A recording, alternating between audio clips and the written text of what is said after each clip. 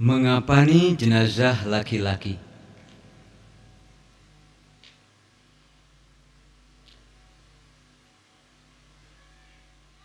Mayit yang telah selesai dimandikan telah siap untuk dikafani. Sebaiknya perlengkapan pengafanan telah disiapkan terlebih dahulu berupa 3 lembar kain yang cukup panjang dan cukup lebar. Peralatannya dan perlengkapannya: kapas, kapur barus halus, kain kafan 3 lembar, minyak wangi pun alangkah baiknya bila juga turut telah disiapkan. Jenazah dibaringkan di atas 3 lembar kain kafan yang telah disediakan, lalu dibuka sedikit demi sedikit, lalu ditutupi dengan kapas benar-benar rata dan tertutup. Ini tidak ada lain adalah salah satu usaha kita melaksanakan perintah Rasulullah SAW. Apabila kalian mengafani mayit, maka lakukanlah pengafanan dengan sebaik-baiknya.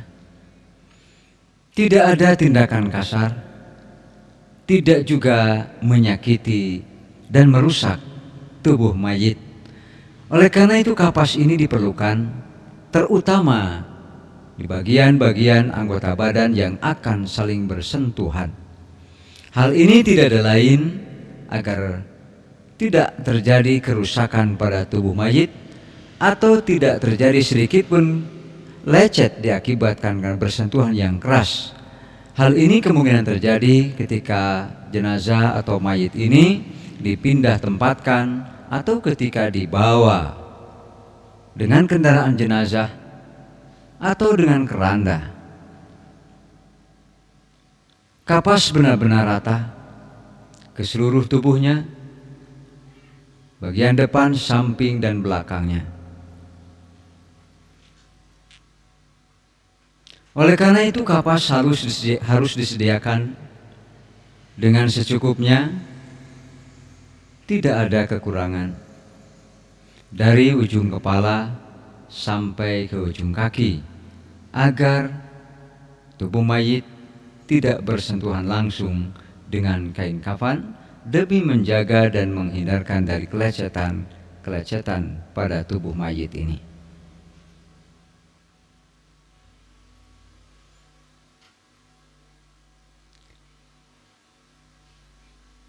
Bagian kepala pun ditutupi dengan kapas seluruhnya, tidak ada yang disisakan, kecuali apabila ada kemungkinan bahwa pada saat sebelum jenazah itu dibawa untuk dikebumikan, bisa saja bagian muka itu ditutup, tetapi dengan cara yang mudah untuk dibuka, sebab tidak mustahil ada di antara anggota keluarga yang ingin melihat wajahnya untuk yang terakhir kali, dan hal itu tidak dilarang serta tidak berdosa untuk dilakukan. Setelah kapas rata, maka ditaburkanlah kamper yang telah sedikit dihaluskan dari ujung kaki sampai ke ujung rambut, dan inilah yang disebut dengan mewangikan jenazah untuk yang kedua kali. Setelah kamper itu rata dari ujung rambut sampai ke ujung kaki, maka mulailah dilakukan pengafanan dengan melilitkan, membalutkan kain kafan lembaran yang teratas, lembaran yang pertama, dengan rapih, tetapi tetap tidak boleh dengan gerakan-gerakan yang kasar. Setelah benar-benar rapih, kuat dan kokoh, maka ujung kain itu ditarik. Dilanjutkan dengan pembalutan pembungkusan dengan kain lembar yang kedua. Sama caranya dengan pembungkusan lembar kain yang pertama. Setelah selesai, maka dilanjutkan dengan yang ketiga, lalu ditarik kedua ujungnya yang di atas kepala dan ujung yang berada di bawah kaki. Hal ini agar benar-benar kuat, kokoh dan tidak mudah terbuka. 4 utas tali telah disediakan. 1 utas tali dipergunakan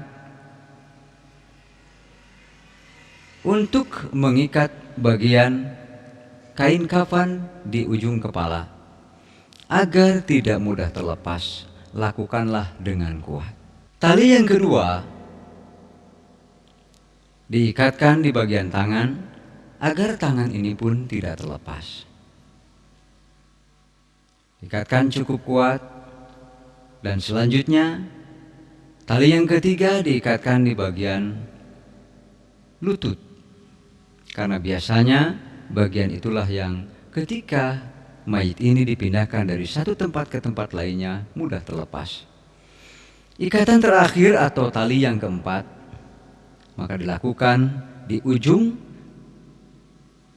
kain kafan di bagian ujung kaki. Tampak sekali oleh kita semua rapih, kuat, dan kokoh. Maka ini sesuai dengan perintah Rasulullah, fa ahsinu kafana mautakum. Setelah rapih, maka minyak wangi terus dilumurkan agar benar-benar wangi. Silahkan untuk dilakukan dengan sebanyak-banyaknya. Dan hal inilah yang disebut dengan mewangikan mayit untuk yang ketiga kali. Selesailah upacara pengapanan. Setelah selesai, mayit ditutup dengan kain dan siap untuk dilakukan sholat jenazah.